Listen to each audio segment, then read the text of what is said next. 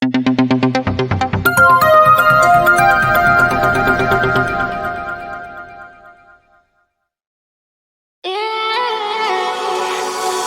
no need to complicate things. Let's stick to the basics. We both know what we want. Let's just keep it simple. Oh yeah, oh yeah, oh yeah. We dance on the same wavelength. This feels like a new beginning. We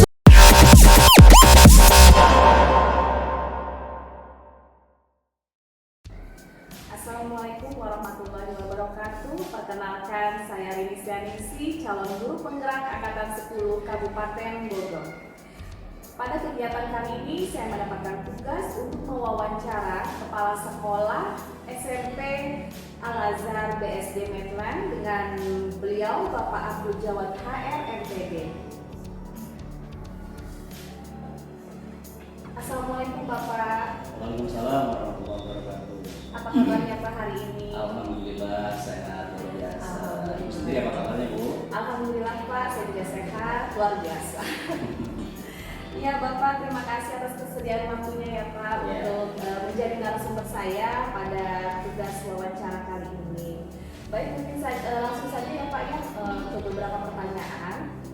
Yang pertama, tentunya kita sebagai manusia atau Bapak sebagai pemimpin pernah mengalami dilema dalam mengambil sebuah keputusan, karena memang keputusannya itu adalah benar melawan benar gitu ya Pak ya, atau bisa disebut sebagai dilema etika. Nah, bagaimana Bapak dapat mengidentifikasi kasus-kasus yang merupakan dilema etika atau rujukan moral tersebut? Baik.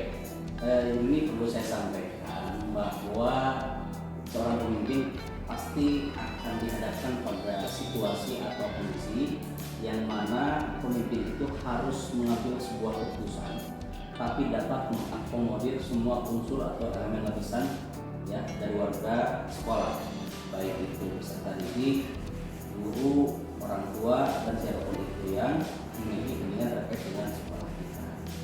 Nah, bagaimana ketika kita dihadapkan pada sebuah dilema etika? Artinya saya harus mengambil sebuah keputusan, tapi keputusan itu sama baiknya dan sama benarnya mana yang harus didahulukan.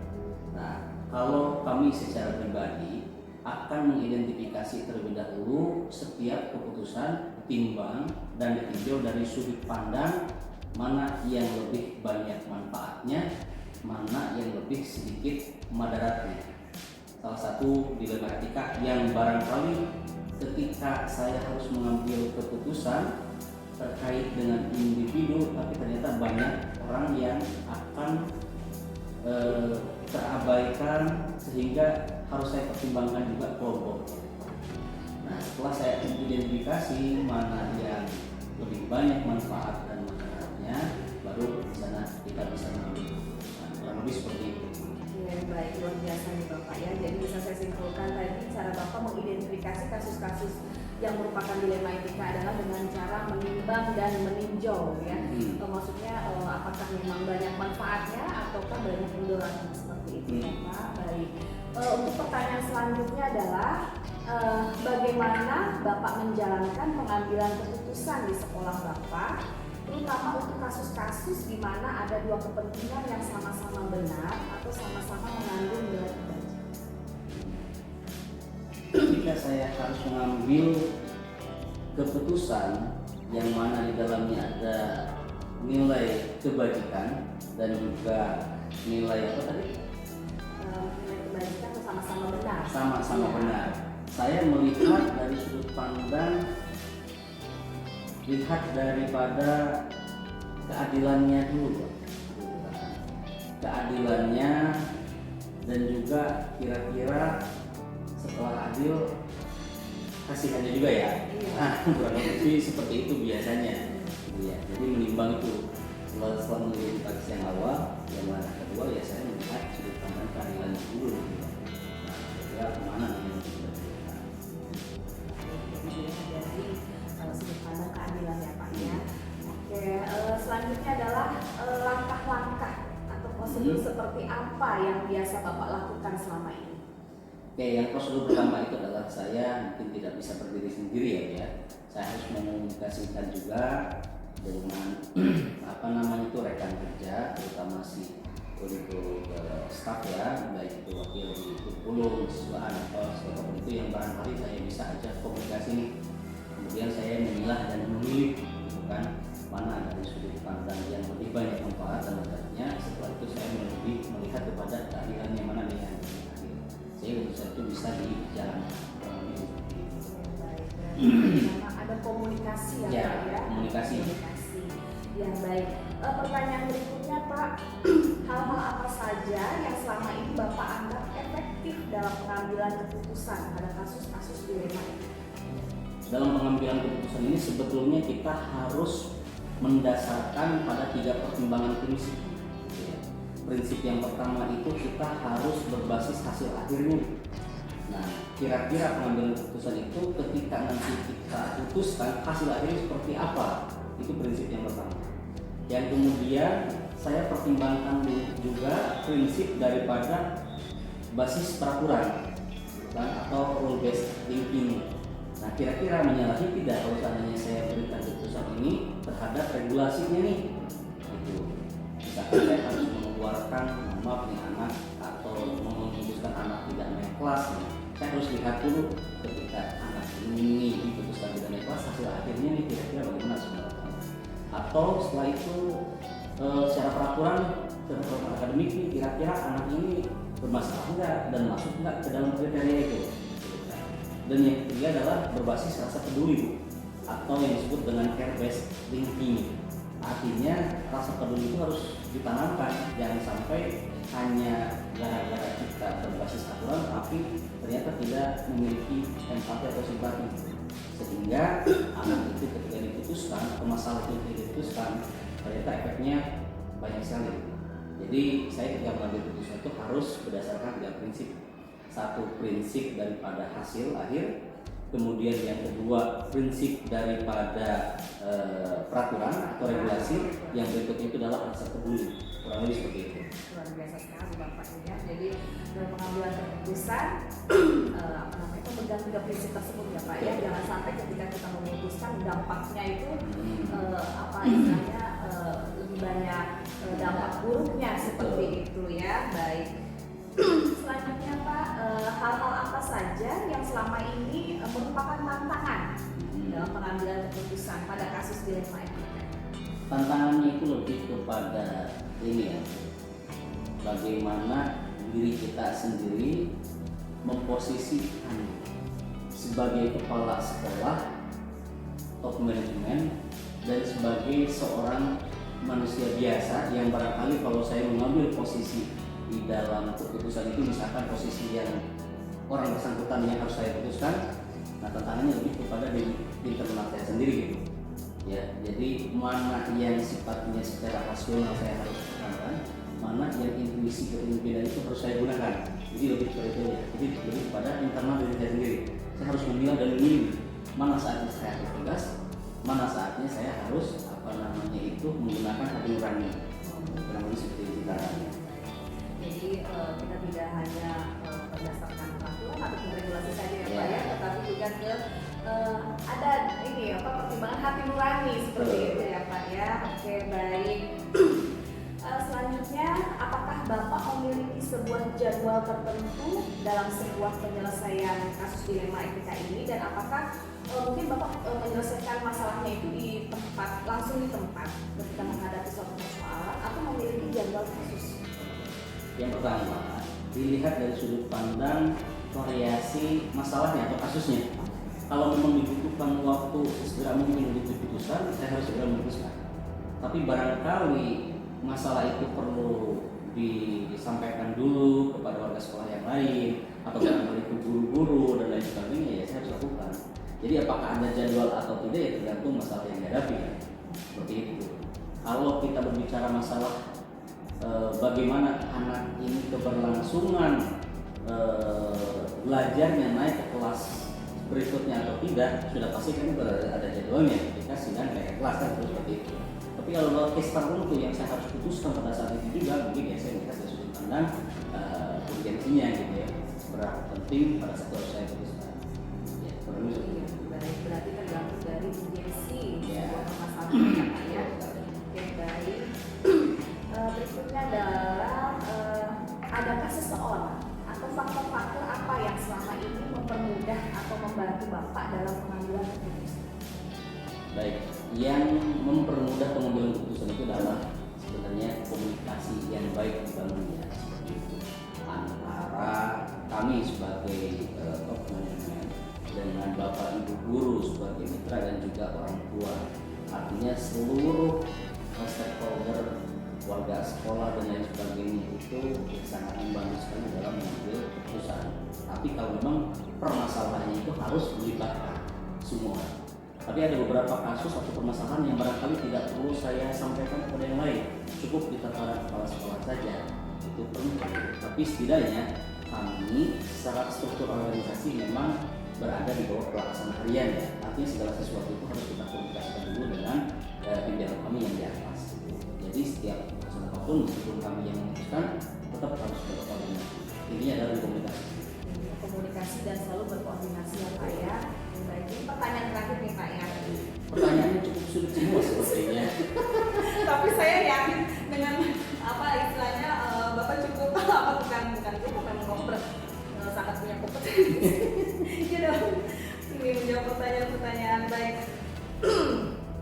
Untuk pertanyaan yang terakhir, semua hal yang telah disampaikan tadi, kira-kira pembelajaran apa yang bisa Bapak ambil dari pengalaman Bapak ketika mengambil keputusan? Ketika mengambil keputusan itu yang pasti seorang pimpinan akan selalu dihadapkan oleh dilema etika. Karena kita berpijak tidak di kaki kita sendiri. Artinya, apalagi kalau kami sekolah swasta itu berpijak di yayasan, di unit, di pelaksana harian, di orang tua. Jadi pasti dilema etika itu akan dihadapi. Tapi bagaimana cara menyelesaikan masalah tersebut? Sudah pasti yang pertama adalah based on regulasi, kemudian basis akhir, dan juga berbasis rasa peduli. 3 prinsip itu yang kita gunakan.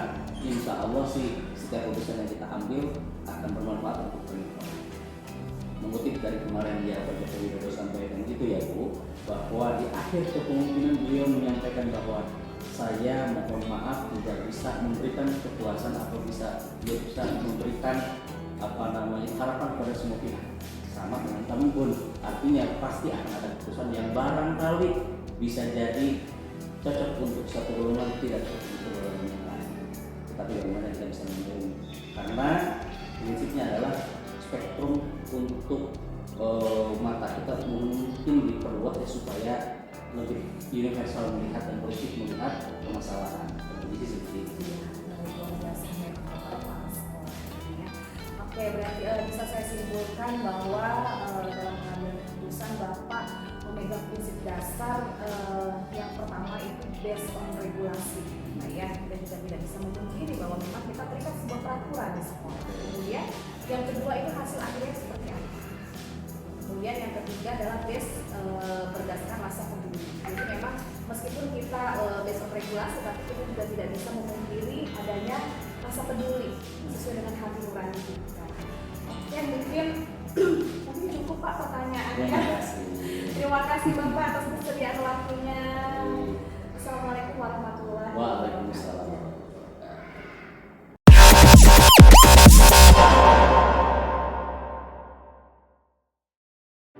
Assalamualaikum Pak Agung. Waalaikumsalam Bu Rini.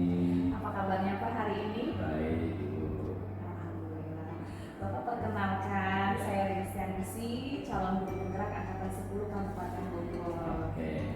Maksud dan tujuan saya adalah ingin mewawancara Bapak selaku Kepala Sekolah SMA Al-Azhar BSD. Baik.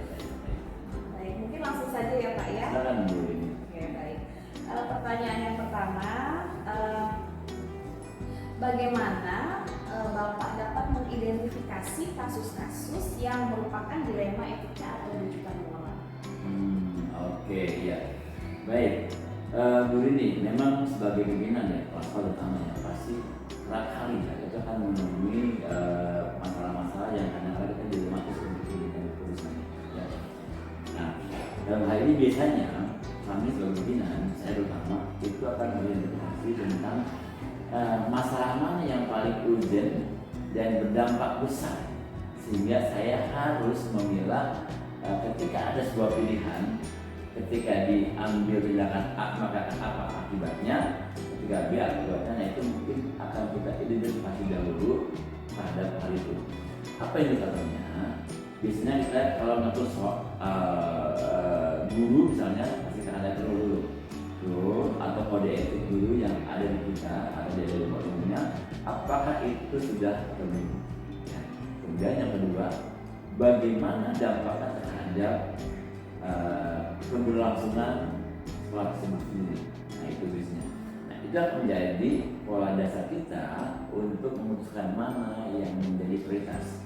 Karena kasus yang tadi disebutkan tentang dua adik adalah apabila ada dua kasus yang kita harus mengambil satu hal yang lebih tidak berisiko, itu kan dia. Nah, jadi langkah lagi kita mengidentifikasi dari dulu yang ada, kemudian dampak yang ada sebesar apa akibatnya.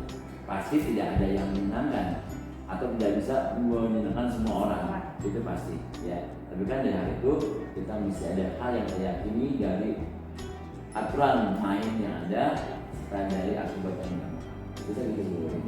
Ya, baik, berarti bisa disimpulkan bahwa cara Bapak untuk mengidentifikasi kasus-kasus yang memang merupakan dilema etika ini adalah dengan cara melihat masalah mana yang lebih urgent dan berdampak yang paling besar. Seperti itu ya. Oke. Selanjutnya bagaimana Bapak menjalankan pengambilan keputusan di sekolah Bapak, terutama untuk kasus-kasus di mana ada dua kepentingan yang sama-sama benar atau sama-sama mengandung nilai-nilai. Oke, baik. Ini biasanya langkah adalah yang pertama kita pastikan dulu masalah ini adalah menyebut apa dan siapa. Ya, misalnya jika menyangkut soal anak misalnya, anak itu kan langkahnya adalah kita dari mulai bimbingan konseling, guru yang bersangkutan dan juga tim guru pembinaan, ya, sehingga kita akan memutuskan hal itu. Kalau menyangkut soal guru, mungkin akan ada lagi siapa yang mau kita berikan pertimbangan ya, dari mulai mungkin konsultan kita, kemudian SDM kita atau kepala SDM kita, HRD kita, sampai juga kepada tim guru tadi. Itu betul Bu, ketika ada masalah susah misalnya, ketika contoh mungkin barangkali pernah dilakukan oleh semua guru semua orang, ketika ada anak harus naik dari kelas, zaman dulu ketika belum mereka kan ini satu dilematik yang mesti kita siapkan. Kalau dia nggak naik, beban mental dan sebagainya seperti apa? Kalau dia naik, maka dia akan turunnya akan mengabrak. Nah, itu kan perlu kan pada gurunya, pada backupnya dan seterusnya. Itu kan bagian-bagian yang kita atau kepada guru misalnya, guru yang mungkin kita memberikan punishment terhadap dia, dampaknya juga terhadap karir dia. Nah, sama kan? Saja hierarkinya adalah kepada HRD kita, kepada tim kita, siapa pada guru ini. Nah, ini menjadi penting untuk menjadi bahan pertimbangan, karena apapun yang putuskan pasti tidak semuanya menyenangkan semua orang putusannya, tapi harus putuskan. Nah, ketika berpotok pada rule, kepada tertib, maka itu akan menjadi kuat. Ketika orang lain akan mengkantar kita mengerjakan ini loh, kebijakannya ada bunyinya, itu akan lebih ringan ketimbang kita melihat enak ya enak. Iya. Enak ya enak. Karena apa? Yang bukan Abu Salim, tetapi kepala sekolah. Kepala sekolah adalah dia turunnya. Ya, guru ini harus promosi misalnya, karena guru ini itu akan menjadi fair ketimbang kita enak ya enak. Memang di budaya kita itu masalah overview ya, itu yang barangkali menjadi tantangan kepala sekolah. Ketika ada enak itulah yang barangkali harus pandai-pandai kita kita mendesain di sana. Berarti tetap berpatokan kepada regulasi apa ya, atau standar profesionalitas ya. Oke, baik. Nah kemudian mungkin agak mirip Pak pertanyaan sama yang tadi Pak. Ini tentang langkah-langkah Pak langkah-langkah dalam atau prosedur seperti apa yang biasa Bapak lakukan selama ini dalam mengambil keputusan yang memang menyangkut dilema etika? Oke, baik. Yang pertama kan adalah satu, harus yakin dulu ya. Langkah-langkahnya yakin dulu bahwa masalah ini adalah menyangkut soal hal-hal yang sifatnya sangat penting ya. Karena kalau saya demikian, kan kadang-kadang sangat subjektif. Kita bilang masalah biasa, tapi nggak bisa. Pastikan dulu bahwa adalah masalah yang betul-betul memang sangat penting dan urgent, sehingga perlu kita lakukan. Yang kedua, langkah kedua adalah saja semua komponen yang bersinggungan dikonfirmasi dulu. Karena apa yang terdengar, apa tadi itu benar adanya. Kadang-kadang hari ini ngomong A, terkadang lewat hari besok udah beda lagi. Nah, dipastikan bahwa data yang kita peroleh itu adalah siapa, sehingga kita yakin. Dan yang ketiga adalah setelah kita udah meyakini masalah itu urgent, datanya lengkap, baru kita musyawarah kepada yang bersinggungan, ya seperti apa. Nah ini langkah-langkah kita yang akan kita teruskan. Ya begitu kita teruskan, dia ada orang yang belum tahu, baik pimpinan kita, kemudian juga orang yang sambutan. Karena apa? Dalam setiap dilematis ini, kunci adalah komunikasi. Itu ketika komunikasi yang lancar, maka ini akan jadi masalah yang tidak bisa. Jadi jangan ada miskomunikasi ya Pak ya. Betul. Oke, baik, selanjutnya hal-hal apa saja yang selama ini Bapak anggap efektif dalam pengambilan keputusan pada kasus-kasus di rumah? Oke. Pengalaman saya sampai ini tadi itu dasar komunikasi. Komunikasi memang ini akan menjadi apa ya, muara di ujungnya. Satu, gaya kepemimpinan kita, gaya kepemimpinan kita yang kapan kita harus tegas, kapan kita harus dekat, ya, sehingga begitu ada masalah kita tidak ada lagi akan cair. Kenapa? Masalah saya kira akan lebih mudah diselesaikan ketika ada komunikasi kekeluargaan yang baik. Kemudian kalau kita dengan orang bahwa kita nggak dekat, begitu dalam masalah pasti akan nggak susah menyampaikan. Tapi kalau memang sejak awal kita dengan anak buah ada kedekatan secara keluargaan, secara emosional, dalam masalah akan lebih mudah mencairkan. Ya, mungkin seringkali itu hal-hal yang sifatnya penting itu akan lebih mudah diselesaikan dengan cara keluargaan lebih ketimbang dengan cara formalitas. Itu akan berbicara. Karena saya misalnya ketika ada orang tua mungkin berselisih dengan anak, mungkin secara mungkin sini formal mungkin akan lebih ya enak ketika ngomong dua koru sambil santai reda lagi ya. Karena ini masalah biasa kalau masalah anak, masalah persepsi. Jadi langkah yang masalah adalah kekeluargaan, komunikasi yang hangat kita akan menggunakan saya. Menurut Bapak hal yang paling efektif dalam pengambilan keputusan ini adalah bisa menyelesaikan permasalahan secara kekeluargaan. Betul. Berikutnya hal-hal Orang-orang yang saya yang jelas adalah para koordinator kelas, para koordinator bidang, misalnya koordinator bidang siswa, koordinator bidang kurikulum, ya kan, juga pimpinan konseling. Nah, orang ini yang nanti akan memberikan informasi kepada kami tentang masalah yang muncul, baik yang akan muncul maupun yang sudah muncul. Nah, kenapa orang ini yang menjadi tolongnya sekolah pada orang tua? Karena kalau apa ya, orang tua dan anak, pokoknya cara gimana anak bahagia, orang tua puas. Nah, orang-orang inilah yang memberikan informasi dan membantu saya dalam memberikan keputusan. yang baik. Ada satu lagi nih Pak. Oke. Dari semua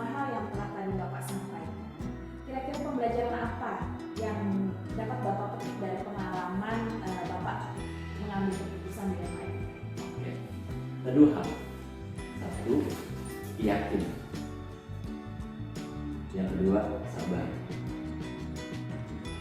Yakin bahwa masalah itu adalah kita punya kegiatan dulunya, dan itu benar.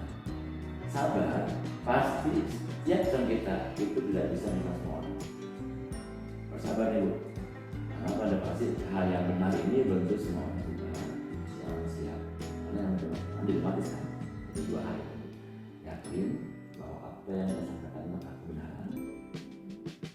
Sabar, pasti nggak akan mulus. Akan banyak tangannya, itu harus siap. Karena kita nggak sabar nih, kita emosional, ini yang tadinya jadi nggak jadi tambah masalah baru. Hanya itu berharapnya. Yakin dan sabar, karena memang setiap keputusan itu kita tidak bisa memuaskan semua orang ya, pada 100%. Masalah dilematis, kalau masalah mungkin nggak dilematis mungkin nggak masalah. Ketika dilematis itu masalahnya. Tapi ada suatu keputusan yang dilematis tadi, ya pasti ada satu yang harus kita pilih. Makanya yakin bahwa ini benar diputuskan, katanya, dan sabar. Pasti setelah ini ada reaksi dong. Nah, itu makanya itu sabar artinya jangan makan emosi, itu ada ya, harus sabar ya. Gimana yang terima lagi gitu kan, seperti itu. Sabar dengerin lagi. Karena pasti orang lapor kan pasti aja, pasti kan kalau kita kayak emosi lagi kan, udah pasti jangan sabar lagi. Jadi kuncinya yakin dan sabar ya Pak ya. Oke, baik Bapak, luar biasa sekali. Semoga semakin sukses. Terima kasih benar. Ya, terima kasih juga terima kasih banyak sudah bersedia untuk saya wawancara Bapak. Ya, terima kasih. Terima kasih. Sekian. Assalamualaikum warahmatullahi wabarakatuh. Waalaikumsalam warahmatullahi wabarakatuh. Assalamualaikum Pak Yogi. Waalaikumsalam. Apa kabarnya Bapak hari ini? Alhamdulillah ibu baik dan keadaan sehat. Alhamdulillah. Jadi begini Pak, saya mendapatkan tugas dari Pendidikan Guru Penggerak untuk mewawancara Bapak selaku pimpinan sekolah atau kepala sekolah di SMP As-Sohabah ini. Ini terkait tentang pengambilan keputusan berbasis nilai-nilai kebajikan atau dilema etika ya Pak. Ya, mungkin bisa langsung saja ya Pak ya. Baik. Selama ini tentunya kita sebagai manusia atau Bapak selaku pimpinan pernah mengalami harus mengambil keputusan, di mana keputusan itu harus Bapak pilih antara benar dan benar, jadi tidak ada keputusan yang salah. Nah, bagaimana cara Bapak untuk mengidentifikasi kasus-kasus yang merupakan dilema etika atau rujukan moral? Oke. Pastilah ibu untuk pengambilan keputusan itu yang namanya pemimpin pasti akan ada keputusan. Cuma memang pengambilan keputusan itu kan ada beberapa tahap. Sederhananya adalah kita memperhatikan dari sisi keadilan, memperhatikan tanggung jawab, kebaikan dan kekurangan apa, kerusakan yang terjadi seperti apa. Dalam hal kita pengambilan keputusan, kemudian keputusan itu ada dua dan dua-duanya betul. Maka pengambilan keputusan yang akan dilakukan adalah yang pertama seperti biasa kita musyawarah, kemudian kita memberikan informasi terkait apa yang akan diputuskan dan lain sebagainya, hingga akhirnya nanti kita bisa tahu dari keputusan ini yang benar pertama ini apa kekurangannya, apa kerusakan yang akan ditimbulkan, apa akibat yang akan ditimbulkan, kekurangan yang satu juga sama seperti itu. Maka dari situlah adil itu kan bukan berarti pengambilan keputusan yang harus sama, ya. Adil itu adalah mengambil keputusan sesuai dengan porsi. Bagaimana kita mengambil keputusan di antara dua yang benar itu yang terbaik dan paling bagus, dan akibat yang ditimbulkan tidak terlalu berat besar. Jadi untuk mengambil keputusan ya pasti akan diadakan musyawarah kecil, kemudian kita mengambil keputusan sesuai dengan keadilan, bahwasanya setiap keputusan itu akan dilakukan dan akan dilaksanakan ketika sudah diberikan. Akhirnya dengan keadilan itulah kita punya keputusan yang memang bisa mengcover antara yang benar dan yang benar ini mana yang terbaik. Ya, berarti bisa disimpulkan bahwa Bapak selaku pemimpin cara mengidentifikasi kasus-kasus yang merupakan dilema etika ini, Bapak berpegang teguh kepada yang pertama adalah keadilan ya Pak ya, keadilan, tanggung jawab, kemudian akibatnya seperti apa, dan tentunya permasalahan itu dimusyawarahkan ya Pak ya. Oke, baik. Kemudian pertanyaan yang kedua nih Pak, selama ini bagaimana Bapak menjalankan pengambilan keputusan di sekolah Bapak, terutama untuk kasus-kasus di mana ada dua kepentingan yang sama-sama benar atau sama-sama mengambil keputusan? Yang pertama, pimpinan itu tidak akan berjalan ketika dia hanya seorang guru, karena yang namanya pimpinan berarti punya struktur di bawahnya. Maka dari itu, untuk mengambil keputusan pimpinan tidak bisa langsung mengambil keputusan, meskipun nanti hak prerogatif adalah di pimpinan. Cuma hal yang harus dilakukan adalah yang pertama kita diskusi, mencari informasi, mencari redaksi yang betul yang mana, kemudian mencari kekuatan kira-kira ide yang lebih bagus yang mana untuk diambil keputusannya. Kemudian kita juga saling bertukar, berbagi, dan juga dalam tanda kutip kita memperhatikan karakter dan kondisi pada saat itu. Ketika bergulirnya keputusan ini, apakah berpengaruh terhadap orang lain dan itu akan memberatkan atau tidak, atau akan berpengaruh kepada pimpinan itu sendiri. Jadi stepnya adalah kita diskusi, kita musyawarah, kemudian kita tentukan beberapa poin yang akan kita ambil keputusan itu. Dari keputusan itu kan ada sintaknya, ada cara-caranya, atau ada langkah CB-nya. Kalau saya bilang CB cara bertindaknya, cara bertindak satu, bertindak dua, bertindak tiga, kemudian kita rumuskan kembali, kita pilih salah satu cara bertindak yang akan menentukan keputusan kita. Ya, luar biasa sekali ya Bapak Dodi ini. Nah, tadi sempat disinggung Pak mengenai tadi Bapak juga langkah-langkah ya tentang prosedur yang selama ini Bapak lakukan. Bisa Bapak ceritakan lebih detail lagi Pak tentang langkah-langkah yang biasa Bapak lakukan selama ini? Misal kita ambil keputusan untuk menentukan kurikulum yang benar, misalkan begitu ya. Kita cari contoh. Yang pertama, prosedurnya adalah saya akan mengumpulkan bawahan apa namanya ya bawahannya itu, bawahan saya termasuk di dalam kurikulum dan tata usaha, kemudian semuanya di situ. Kemudian setelah itu kita sudah punya titik fokus di antara pemilihan itu, kita akan sampaikan kepada yang di atas. Salah satunya adalah saya akan sampaikan kepada pengawas, kemudian saya sampaikan kepada pihak-pihak terkait agar keputusan yang kita ambil itu sejalan dengan mereka. Ketika nanti dari pengawas dari yang di atas ini memberikan masukan, maka kita akan kembali lagi ke awal, akan kembali ke tim saya untuk merumuskan itu semua. Tapi ketika yang di atas itu sudah, oh ini sudah bagus, maka kita akan tentukan keputusan ini. Oh kita hari ini akan pilih kurikulum ini dengan masukan ini, kemudian dengan kelebihan kurikulumnya ini, dengan apa yang akan dia adakan ini, itu semuanya. Akhirnya nanti setelah terjadi semuanya keputusan itu, barulah kita share kepada semuanya, kepada warga masyarakat yang ada di sekolah khususnya untuk dilakukan dan dilaksanakan. Jadi ya dari saya, kemudian tim memberikan masukan, kita sama-sama musyawarah, sama-sama diskusi. Setelah itu saya sampaikan kepada yang berkepentingan di atas, apakah ini sudah betul atau tidak. Kalau sudah betul, maka tinggal kita gulirkan di bawah. Berarti langkah-langkahnya tetap memperhatikan struktural ya Pak ya, seperti itu. Oke, baik Pak. Nah kemudian selanjutnya hal-hal apa saja yang selama ini Bapak anggap efektif dalam pengambilan keputusan pada kasus dilema etika? Oke, yang pertama, kalau masalah dilema etika, yang paling efektif itu adalah melihat, kalau bahasa Islamnya melihat kemudorotan, mana yang paling jelek untuk dilakukan. Karena dilema etika itu pasti akan berpengaruh terhadap kepentingan dan terhadap keputusan keadilan. Ya, pasti kalau kita mengambil keputusan dengan adanya dilema etika itu akan sangat sulit ketika dilakukan tanpa mempertimbangkan apa yang menjadi sebabnya ke depan. Nah, untuk yang paling efektif ya tetap harus dimusyawarahkan. Paling efektif itu keputusan harus dimusyawarahkan supaya nanti ada masukan dari lebih banyak. Ya. Kalau musyawarah tidak bisa, maka akan diambil keputusan secara musyawarah kecil. Kalau tidak bisa juga, maka pimpinan punya hak prerogatif untuk mengambil keputusan setelah pertimbangan itu banyak pertimbangan untuk mengambil keputusan yang akan disampaikan, akan diambil sendiri oleh pimpinan. Nah, jadi yang paling efektif kita musyawarah, kemudian musyawarah besar tidak bisa, kita musyawarah kecil, dan yang besar ini mengikuti. Kalau tidak bisa juga, efektif, yang paling efektif adalah yang bahasanya bukan otoriter ya, tapi bahasanya pengambilan keputusan oleh pimpinan, yang itu harus dilakukan.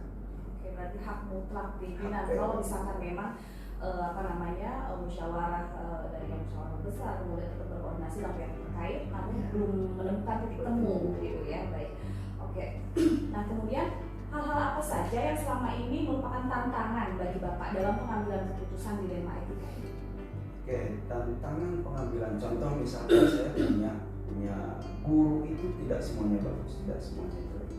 Guru itu punya kelebihan yang dianggap bagus, tapi juga punya kekurangan yang dianggap jelek.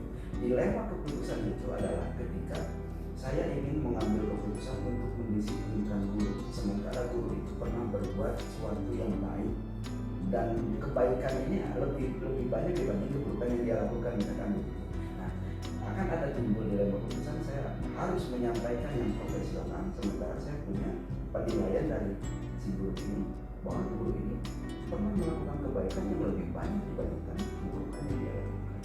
Maka hal-hal yang sejenis itu sih kebanyakan di sekolah itu, kebanyakan hal yang sejenis termasuk berkenaan bagaimana menghukum siswa, bukan hukumnya, bagaimana memberikan pembelajaran terhadap siswa yang melakukan ini, karena kita lihat dulu dia sudah melakukan kebaikan yang lebih banyak atau tidak, karena orang yang melakukan kebaikan lebih banyak biasanya melakukan kesalahan itu sedang hilang, tapi kalau orangnya kesalahan itu banyak biasanya kelebihan kebaikannya yang sedang hilang. Jadi banyaknya sih kasus-kasus dilema etika itu adalah bukan memang kita pengambilan keputusan dengan ya profesionalitas tanggung jawab itu yang paling banyak. Kalau yang sekarang Jadi tantangannya adalah ketika mengambil keputusan untuk akan sejalan ya Pak ya, dan kali ini dulu ya. Kalau yang masalah untuk dokumen dan lain sebagainya itu keputusan sudah pasti sepakat, sudah prerogatif sepakat semuanya, saya juga sudah bisa mengambil keputusan. Iya. Kalau masalah hukum kan sudah ada regulasinya ya, kita mengikuti standar profesional ya, seperti itu. Tapi ketika sudah berhubungan dengan rekan sejawat, hubungan dengan guru, tentu kita hati nurani juga. Nah, gitu ya Pak ya. Oke, ya baik. Nah, berikutnya nih Pak, apakah ada jadwal tertentu? Misalkan ada kasus nih, apakah memang Bapak punya jadwal tertentu dalam penanganan kasus-kasus dilema etika ini? Oke, untuk penanganan kasus, kalau untuk guru itu saya ada satu bulan sekali minimal itu untuk bertemu tatap muka langsung, kemudian saya menyampaikan karena kita berdata semuanya.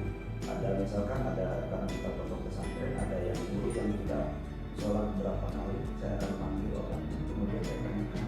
Itu sebagai salah satu menghilangkan dilema etika. Kalau saya sudah panggil dia berubah, maka dilema etika saya akan hilang. Saya tidak akan lagi memperhatikan dia kalau dia berubah. Tapi kalau tidak berubah, saya akan panggil sampai 3 kali pemanggilan. Biasanya itu sudah profesional, kesannya sudah profesional. Jadi saya sudah panggil saya berjalan ini tidak bisa bekerja sama dengan saya. Saya ambil keputusan. Jadi untuk berapa kali penanganan itu ya, kita biasanya ada waktu khusus yang memang itu dikhususkan untuk penanganan, termasuk kepada siswa juga kita ada waktu ditambah dengan BK juga kita ada jadwal ada jadwal apa dan penanganan khusus yang lain sebagainya. Itu tadi yang saya katakan bahwa tidak semuanya yang melakukan pelanggaran itu adalah dia memang sedang melakukan kesalahan. Jadi tidak semua yang melakukan kesalahan dia sedang dia memang pernah melakukan kesalahan yang sama dan itu menjadi karakter. Dia ada waktu khusus tertentu yang bisa saya lakukan, termasuk tahun itu 2 minggu sekali kita bertemu tatap muka satu sama satu kalau profesional kalau guru yang kalau pengajarnya kalau siswa 1 minggu itu ada 1 kali tatap muka dengan guru. Oke. Nah, bagaimana kalau misalkan kasus tersebut merupakan kasus yang memang sifatnya urgensi, harus segera Bapak selesaikan? Apakah memang harus menunggu jadwal khusus atau bagaimana? Oke, kalau urgent, yang namanya urgent itu tidak bisa menunggu regulasi. urgent itu saya punya hak prerogatif, saya punya hak bebas, hak kekuasaan mutlak. Ketika hak keputusan ini harus saya ambil sekarang, maka saya akan ambil keputusan secara sepihak saya sendiri. Nanti tanggung jawab dan sebabnya itu saya yang tanggung, karena itu urgensi.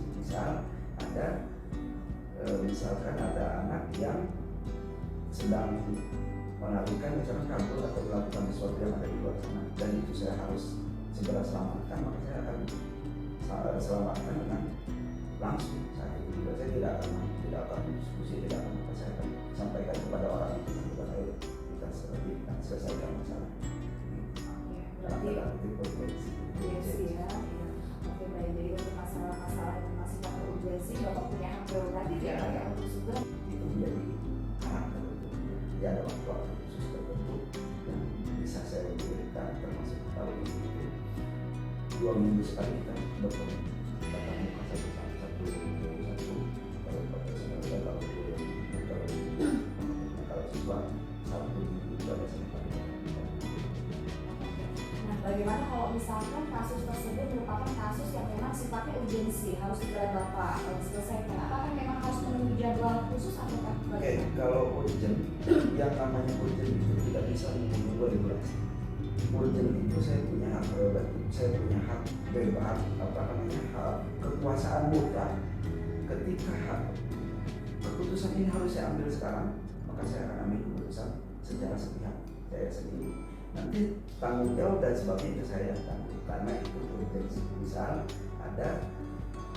Misalkan ada anak yang sedang melarikan, misalkan kabur atau melakukan sesuatu yang ada di luar sana, dan itu saya harus segera selamatkan, maka saya akan selamatkan dengan langsung saat itu juga. Saya tidak akan diskusi, tidak akan apa, saya akan sampaikan kepada orang yang bersangkutan, ayo kita selesaikan masalah. Karena itu urgensi ya. Oke baik, jadi untuk masalah-masalah yang masih pada urgensi, Bapak punya hak prerogatif ya Pak ya untuk segera mengambil keputusan atau tindakan seperti itu ya Pak. Baik. Nah kemudian faktor-faktor yang selama ini mempermudah atau membantu Bapak dalam mengambil keputusan di dalam etika ini, yang mempermudah itu adalah data. Yang paling gampang dalam pengambilan keputusan itu adalah data. Makanya kita di sini semuanya by data. Guru tidak masuk ada datanya, guru mengajar ada datanya, guru melakukan aktivitas ada datanya, siswa melakukan aktivitas ada datanya. Kita punya data, kita komprehensifkan semuanya data itu, kemudian kita gampang ambil. Oh anak ini saat ini sedang berkembang dan sedang mengalami perkembangan di kognitif, perkembangan di dan sebagainya. Kemudian oh anak ini sedang ada masalah, maka kita langsung gampang ambil keputusan. Kita tidak lagi harus tanya satu persatu, diskusi satu persatu, di samping tadi satu diskusi itu kita tidak harus tanya lagi. Data itu sudah lengkap, tinggal kita validasi kepada ini orang. Ini benar nggak? Kalau sudah benar keputusannya sudah gampang. Kalau misalkan by data itu tentunya sesuatu hal yang sudah valid ya Pak ya, dan kita dalam mengambil keputusan tidak meninggal ini lah itu baik luar biasa ya Pak. Oke, berikutnya nih Pak, pertanyaan yang terakhir. Dari semua hal yang tadi Bapak sampaikan, kira-kira pembelajaran apa yang bisa Bapak petik dari pengalaman Bapak mengambil keputusan di dalam etika ini? Pelajaran menjadi pemimpin itu yang pertama yang akan dialami oleh seorang pemimpin itu adalah bagaimana kita merasakan keadilan. Karena adil itu tidak bisa disamaratakan. Terkadang kita adil kepada ini, kita tidak adil kepada yang lain, kita adil kepada yang lain, tidak adil kepada yang ini. Jadi pelajaran itu ya bagaimana bijaksana seorang pemimpin itu supaya semuanya tercover. Pemimpin tidak akan ada yang disayangi oleh semua orang, dan juga tidak akan ada yang dibenci oleh semua orang. Tapi ketika pemimpin itu sudah menerapkan keadilan sesuai dengan proporsinya, maka ya itu pelajaran yang sangat penting sebagai pemimpin. Yang kedua ya kita belajar bijaksana, melihat bukan hanya dari satu sudut pandang. Makanya kenapa harus ada diskusi itu, sudut pandang dari temannya bagaimana, sudut pandang dari siswa bagaimana, dari yang lain bagaimana, itu supaya tidak ada yang dirugikan, terlalu dirugikan pasti ada, tapi tidak ada terlalu dirugikan. Yang ketiga tanggung jawab, pemimpin itu ya tanggung jawab, keadilan, bijaksana, semuanya harus disatukan menjadi satu kesatuan. Bisa saya simpulkan bahwa pembelajaran yang bisa bagaimana cara menjadi ya intinya menjadi pemimpin itu harus bijaksana. Satu itu, kemudian kita dalam mengambil satu keputusan atau menghadapi permasalahan itu dari berbagai aspek ya Pak ya. Dan yang ketiga ini bagaimana atau menjadi pemimpin itu harus yang bertanggung jawab. Mungkin itu saja Pak, pertanyaannya cukup. Saya juga mengucapkan banyak terima kasih atas kesediaan waktu Bapak sudah bersedia menjadi narasumber saya. Sukses Pak untuk Bapak, keluarga dan sekolah Bapak yang Bapak pimpin ini. Baik, Assalamualaikum.